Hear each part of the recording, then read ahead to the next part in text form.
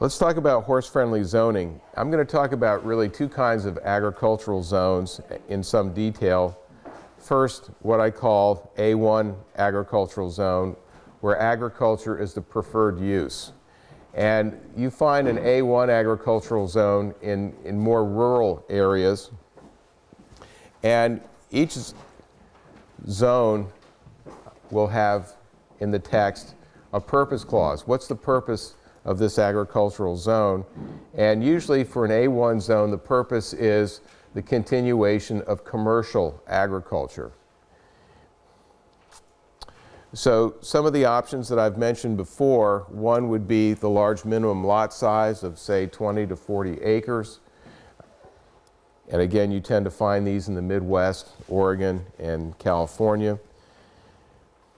Another option would be that fixed area ratio kind of zoning, say no more than 2 acres for every 20 acres or so. You find this in Lancaster County, and you find it in parts of Maryland as well. Setbacks for barns. Remember the La Habra Heights case where they tried to change the setback from 25 feet to 50 feet. In a rural area, 50 feet is probably reasonable setback from a property boundary. But it's also, I think, useful in your zoning ordinance to try to define what a commercial horse operation is. And you can define that by the number of horses, and you can certainly define it by the kind of buildings that you find, barns and riding rings and that sort of thing.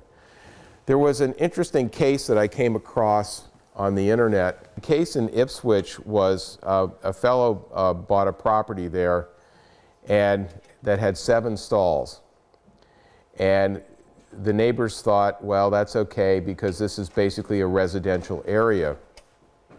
And then the fellow proposed expanding from 7 to 17.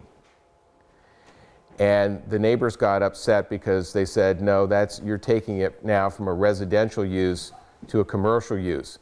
In addition, the landowner was proposing to build a quote-unquote guest apartment, which would be probably for a groom or somebody to manage the horses.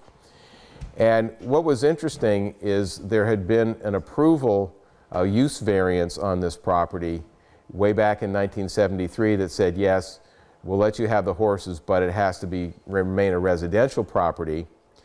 And then the town attorney said, no, it's agricultural and you can't stop the expansion of an agricultural operation.